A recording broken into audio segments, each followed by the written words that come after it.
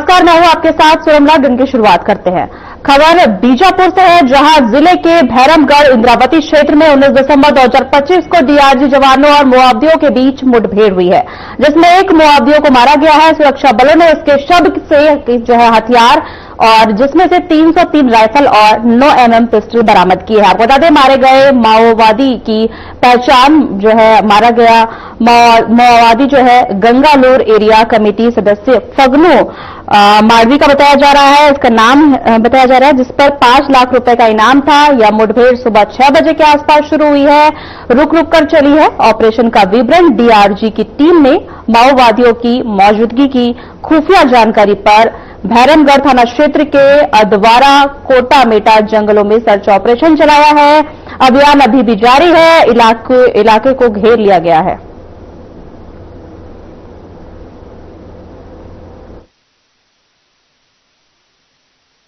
भैरमगढ़ के आदवाड़ा और कोटमेटा के जंगलों में माओवादियों की उपस्थिति की सूचना थी, जिसमें भैरमगढ़ एरिया कमेटी के सशस्त्र माओवादियों की सूचना थी, जिस पर से डीआरजी की टीमें कल शाम को रवाना हुई थी और आज सुबह 6 बजे से लगातार मुठभेड़ जारी थी। और मुठभेड़ के बाद सर्चिंग के दौरान एक माओवादी का शव बरामद हुआ, जिसकी पहचान फगनू माडवी के रूप में हुई, जो एसीएम भैरमगढ़ एरिया कमेटी का है। साथ में ही 303 rifle, 9 mm pistol, wireless set एवं अन्य विस्फोटक सामान भी बरामद हुए हैं।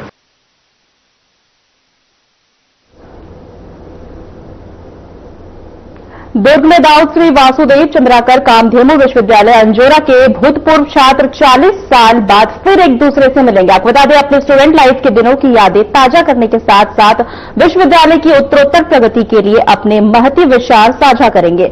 यह अवसर 20 और 22 दिसंबर को जो है रोमन पार्क पुलगांव में विश्वविद्यालय द्वारा आयोजित भूतपूर्व छात्रों के एलुमनाई मीट 2025 का होगा। विश्वविद्यालय स्तर पर एलुमनाई मीट का यह पहला आयोजन है। इस दौरान रिकनेक्ट एंड रिफ्लेक्ट तथा strengthening the professional alliance among alumni विषय पर राष्ट्रीय सेमिनार का आयोजन किया गया है, जिसमें वेटनरी, डेयरी एवं फिशरी संकाय के करीब 500 भूतपूर्व छात्र जुड़ेंगे। इन भूतपूर्व छात्रों के 8 विदेश से शामिल होंगे, वहीं 70 भूतपूर्व छात्र देश के 12 राज्यों से और करीब 300 से अधिक भूतपूर्व छात्र छत्तीसगढ़ राज्य से एलुमनाई मीट का हिस्सा बनेंगे।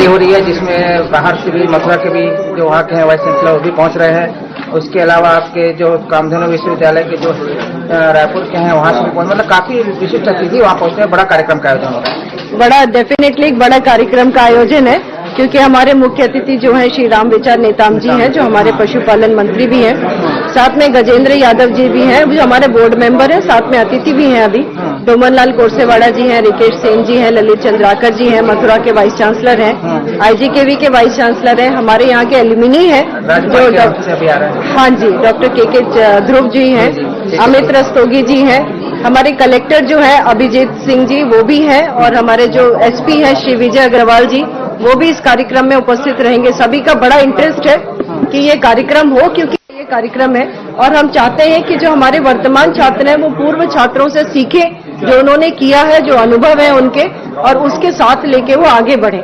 हमारा यही उद्देश्य है। लेकिन साथ में जब एल्यूमिनी आते हैं तो यहाँ एंजॉय करते हैं, अपनी यादों को, सुनहरी यादों को ताजा करते हैं। तो यहाँ पे क्रिकेट मैच भी रखा हुआ है जिसको वो एंजॉय करेंगे। कल्चरल प्रोग्राम भी है, कुछ प्रेजेंटेशंस भी हैं, साइंटिफिक प्रेजेंटेशंस है, तो उससे ये पता चलेगा कि भाई वहाँ जो कर रहे हैं तो हम यहाँ पे क्या नया कर सकते हैं, उससे हम क्या सीख सकते हैं। क्योंकि बहुत जरूरी है कि मौज मस्ती के साथ में थोड़ी सी साइंटिफिक बातें भी हो जाएं। टोटल 35 बैचेज हैं। कॉलेज 85 में शुरू हुआ था, पहला बैच 90 में पास आउट हुआ, तो अभी 2025 लास्ट बैच तक जो है वो इसमें भाग लेगा।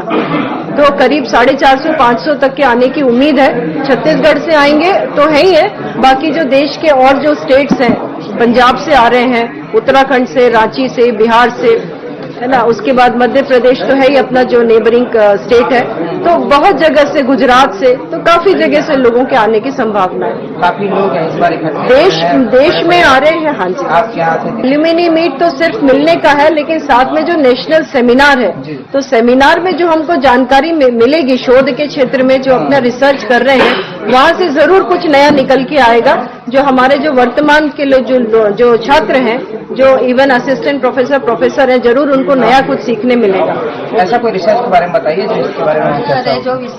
देखिए, रिसर्च तो ऐसा है कि मुझे एक प्रोजेक्ट मिला था, तो उसमें मेरे को अभी पेटेंट मिला है। तो वो अभी दिसंबर में ही मेरे को पेटेंट ग्रांट हुआ है, जिसमें कि हमने सिल्वर के नैनो कण बनाए थे और उसको हमने जानवरों पे टेस्ट किया, जो कि बहुत ही सफलतापूर्वक रहा और उसी वजह से हमको पेटेंट ग्रांट हुआ है। और ये मुझे लगता है विश्वविद्यालय के लिए बहुत ही गर्व की विषय। परिचय बता देंगे। मैं doctor Manju Roy, dean student welfare university में और प्रोफेसर हूँ। मेरा सब्जेक्ट वेटनरी बायोकेमिस्ट्री। नवा रायपुर में वाणिज्य एवं उद्योग विभाग की तरफ से प्रेस कॉन्फ्रेंस का आयोजन किया गया है। प्रेस कॉन्फ्रेंस में क्या कुछ खास रहा, आइए आपको सुनाते हैं। और 2 साल में हमारे जितने भी विभाग हैं वो क्या क्या कार्य किए हैं, उसको जनता के बीच में रखने का प्रयास हो रहा है। और आज की इस प्रेस वार्ता में हमारे विभाग, हमारे CIDC के अध्यक्ष सम्मानित राजू अग्रवाल जी, हमारे वाणिज्य उद्योग विभाग के सचिव सम्मानित रजत कुमार जी, हमारे CIDC के MD सम्मानित विश्वेश कुमार जी, हमारे उद्योग संचालनालय के डायरेक्टर सम्मानित प्रभात मलिक जी, साथ ही हमारे सभी सम्मानित प्रेस के सम्मानित साथीगण, आप सबको मैं अवगत कराना चाहूंगा कि हमारे प्रदेश के यशस्वी मुख्यमंत्री माननीय विष्णुदेव साय जी के निर्देश पर और हमारे देश के यशस्वी प्रधानमंत्री माननीय नरेंद्र मोदी जी के मार्गदर्शन पर हम लोगों का भी 1 नवंबर को नया उद्योग नीति छत्तीसगढ़ में तैयार हुआ और 1 नवंबर 24 को उद्योग नीति छत्तीसगढ़ में लागू हुआ और 1 नवंबर से लेकर अब तक हम लोगों ने 2 वर्षों में 2505 उद्योग अभी तक स्थापित हुए हैं, जिसमें 18,000 करोड़ का निवेश हुआ है और उसी तरह से 43,000 से अधिक हमारे भाई बहनों को रोजगार सृजित हुआ है। साथ ही साथ नई उद्योग नीति के साथ साथ हम लोगों ने अलग अलग कैसे उनको सब्सिडी, अनुदान, ब्याज अनुदान से लेकर प्रोत्साहन राशि जो हम लोग उनको देते हैं, उसका भी काम निरंतर रूप से जारी है। साथ ही साथ प्रथम बार शिक्षा एवं मल्टीप्लेक्स युक्त मिनी माल को भी औद्योगिक विकास नीति में सम्मिलित किया गया है। पहली बार नीति को रोजगार आधारित बनाया गया है एवं अनुदान रोजगार से जोड़ा गया है। छत्तीसगढ़ के मूल निवासियों को रोजगार हेतु और अनुदान का प्रावधान भी किए गए। मेक इन छत्तीसगढ़ की परिकल्पना को साकार करने के लिए नीति के अंतर्गत उद्यमियों के लिए वित्तीय प्रोत्साहन का भी प्रावधान किया गया है। नए सेक्टर, पिछड़े विकास खंडों पर नीति में विशेष फोकस भी किया गया है। राज्य में निवेश आकर्षित करने के देश विदेश के प्रमुख शहरों में कार्यक्रम आयोजित किए गए हैं। इन प्रयास के चलते राज्य को 7 लाख करोड़ से अधिक के वैसे 7,83,000 करोड़ निवेश हम लोगों को मिल चुका है। निवेश प्राप्त हुए हैं। इसमें उद्यमियों को उत्पादन प्रारंभ कर दिया गया है।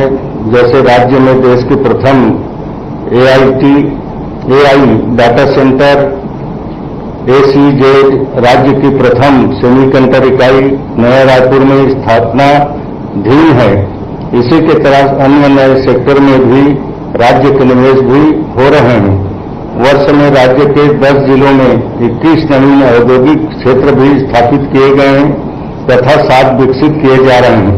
CIDC द्वारा 3 कोलेटेक फैक्ट्री का भी निर्माण किया जा रहा है।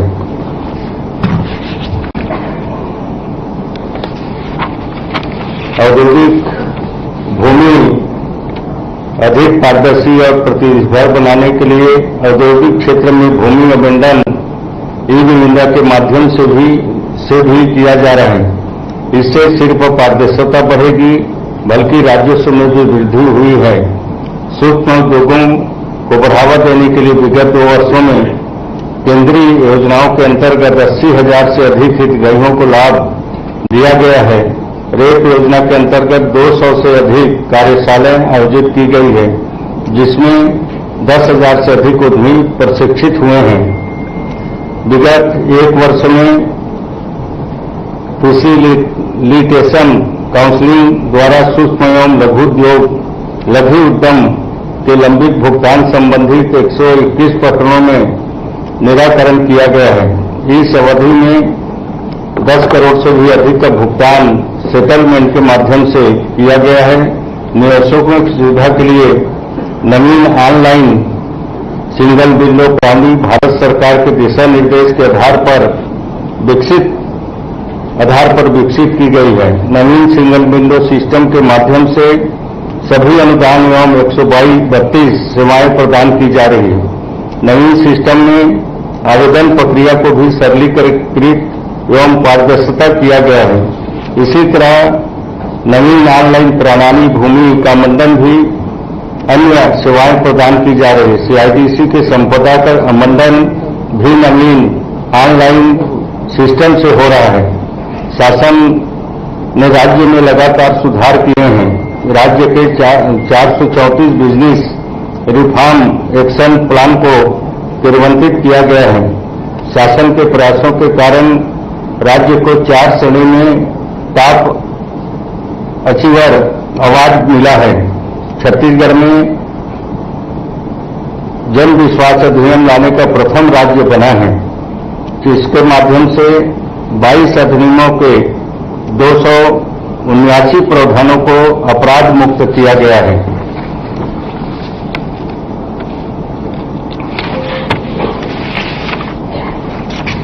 इस सभी पहलों का उद्देश्य है कि राज्य में व्यवसायों के लिए अनुकूल और सहज वातावरण तैयार करना है, ताकि उद्योग और व्यापार क्षेत्र और अधिक विकसित हो सकें। स्टार्टअप संवर्धन के लिए स्टार्टअप अपसेल गठन किया गया है, जिसके द्वारा 410 स्टार्टअप से संपर्क कर सहयोग प्रदान किया गया है। स्टार्टअप तंत्र को मजबूत करने के लिए 6 राष्ट्रीय एवं अंतर्राष्ट्रीय संस्थानों से MOU किया गया है। राज्य स्तरीय आइडियाथॉन का आयोजन किया गया है। कार्यशालाओं एवं आयोजन किया गया है। राज्य के से निर्यात को बढ़ाने के लिए शासन द्वारा एक्सपोर्ट फैसिलिटेशन सेल का गठन किया गया है। निर्यातों को 4 गाइड बुक तैयार की गई है। शासन के प्रयासों से राज्य में अपेडा का क्षेत्रीय कार्यालय संचालित हुआ एवं DGFT का कार्यालय स्थापनाधीन है। राज्य में PM गति शक्ति परिवहन में शीर्ष प्रदर्शन करने वाले राज्य में अपना स्थान स्थापित किया है। 1 वर्ष में 20 यूज केस तैयार किया गया है। उदाहरण के लिए मोबाइल नेटवर्क विभिन्न स्थानों में चिन्हांकित किया गया है। ऐसे स्थानों पर 5000 नवीन टावर लगाए जा रहे हैं। शासकीय क्रय में पारदर्शिता, राज्य में जेम पोर्टल को अपनाया गया है। भंडार क्रय में संशोधन कर प्रतिस्पर्धा को कम करने की वाली अतिरिक्त शर्तों को न जोड़े जाने हेतु नियम बनाए गए हैं। राज्य में स्टार्टअप एमएसएमई क्रय में प्राथमिकता देने एवं उनके अमानत राशि में छूट देने के लिए नियम में आवश्यक संशोधन किए गए हैं। इसी राह पर चलते हुए हम विकसित छत्तीसगढ़ की कल्पना को साकार करने हेतु प्रतिबद्ध हैं। बहुत सारे और भी विषय हैं जिसमें अभी हम लोगों ने 2 साल में, अब 1 साल से हम लोग का 13-14 महीने नया उद्योग नीति तैयार हुआ है और निश्चित तौर पर हमारे प्रदेश के यशस्वी माननीय मुख्यमंत्री जी हैं, देश के माननीय प्रधानमंत्री जी के हैं, उनके नेतृत्व में उद्योग विभाग में भी कैसे अच्छा से अच्छा हो सके इसके लिए हमारा निरंतर रूप से प्रयास जारी है। कुछ कामों को अभी हमारे उद्योग विभाग के सेक्रेटरी साहब आप लोग को प्रदर्शन के माध्यम से भी बताएंगे, ताकि हम लोगों ने इस 2 साल में, अब 1 साल के नए उद्योग नीति में क्या किया है वो सारी जनता के बीच में जाए। और हम लोग का प्रयास है कि छत्तीसगढ़ के नौजवान पढ़े लिखे साथियों को, मजदूर भाई बहनों को ज्यादा से ज्यादा रोजगार मिले। इसके लिए सरकार दृढ़ संकल्पित होकर हम लोग काम कर रहे हैं। इस उद्योग नीति को रोजगार मूलक के रूप में हम लोगों ने तैयार किया है। इस उद्योग नीति को बनाने से पहले उसको कई बार कह भी चुके हैं हम लोग। हमारे उद्योगपति हैं, बहुत सारे इसके जानकार लोग हैं। ऐसे हमारे अधिकारियों के साथ में, हम लोगों के साथ में बैठकर विचार विमर्श हुआ कि कैसा उद्योग नीति बने। और आज हम लोग नया उद्योग नीति को देश विदेश में भी छत्तीसगढ़ का उद्योग नीति चर्चा का विषय बना हुआ है। जो अच्छे अच्छे राज्यों में गिना जाता था उसको भी हमारे राज्य ने पीछे छोड़ने का काम किया। इस तरह से बहुत आधुनिक ढंग से हम लोग काम करने का पूरा प्रयास कर रहे हैं। आज के अवसर पर मैं सभी सम्मानित पत्रकार भाई बहनों का हार्दिक अभिनंदन भी करता हूं, स्वागत भी करता हूं, क्योंकि पत्रकार हमारे दर्पण हैं। सरकार की योजनाओं को धरातल में पहुंचाने के काम करते हैं। जनमानस की आवाज को शासन प्रशासन तक पहुंचाने का भी काम होता है। और आप लोग के निरंतर प्रयास से, आप लोग के सहयोग से हम लोग भी अच्छा काम करने का विभाग में प्रयास किए हैं। वैसे अलग अलग विभाग का अलग अलग दिन है। मेरे पास श्रम आबकारी भी है, तो उसका भी अलग अलग तिथि आएगा। उस दिन आप लोगों से उस विभाग के बारे में बातचीत करेंगे। आज उद्योग विभाग का हमारा था, क्योंकि शासन से गाइडलाइन जारी हुआ था कि इस विभाग की इस दिन प्रेस से साथियों से मिलकर बातचीत करेंगे और विभाग की जानकारी प्रस्तुत करेंगे। निश्चित तौर पर मैं प्रदेश के यशस्वी मुख्यमंत्री जी को भी धन्यवाद दूंगा कि उन्होंने लगातार हम लोगों को मार्गदर्शन उनका मिलते रहा है। देश के माननीय प्रधानमंत्री जी से हम लोगों को प्रेरणा मिलते रहता है।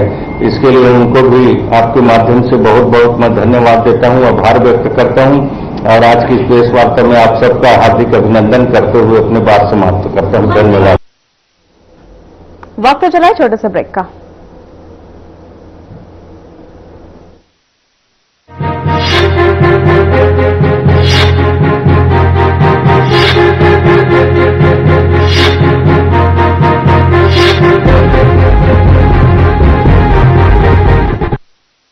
लोग सेहत बनाने के लिए क्या क्या नहीं करते। जिम जाते हैं, कसरत करते हैं, काजू बादाम प्रोटीन के डिब्बे तक घोल घोल कर पीते हैं, फिर भी उनकी सेहत नहीं बनती, क्योंकि उनका पाचन तंत्र खराब है। और जब तक के पाचन तंत्र दुरुस्त नहीं होगा, वो जितना मर्जी अच्छे से अच्छा खा ले, उनकी सेहत नहीं बन सकती। इसलिए हमारी संस्था सन्यासी आयुर्वेदा ने एक ऐसी दवा का निर्माण किया है जो कि आपके लिवर को, आपके पाचन तंत्र को दुरुस्त करने का काम करती है, ताकि आप जो भी खाएं उसका पूरे का पूरा निचोड़ आपके शरीर को लगे, आपकी भूख बढ़े, खाया पिया सही से लगे, नया खून बने, हड्डियों में जान आए, वजन बढ़े और आप मोटे तगड़े खूबसूरत पर्सनैलिटी के मालिक बन जाए। सिर्फ 655 रुपए की पूरे 1 महीने की दवा होती है और आप इसे घर बैठे 01145454545 पर फोन करके दवा मंगवा सकते हैं। 2 ही बरस की बात है और बदल रहे हालात हैं। हर गांव शहर और कस्बे में खुशहाली की बरसात कमाल है, प्रदेश की नई रफ्तार है, ये भजन लाल सरकार है। नवोत्थान नई पहचान बढ़ता राजस्थान, हमारा राजस्थान।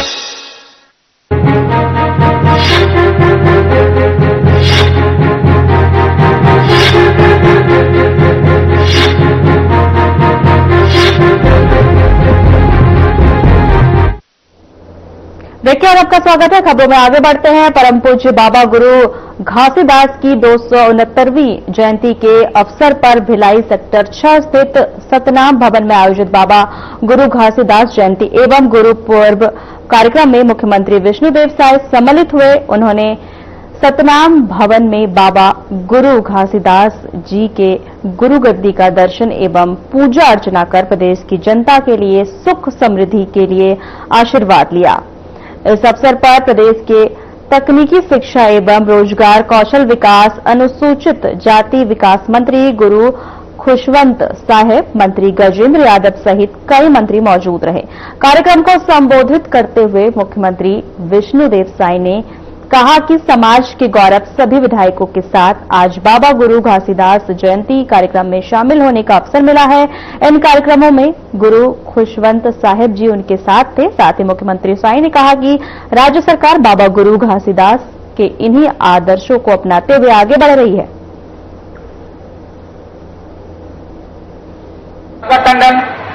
चिंता नहीं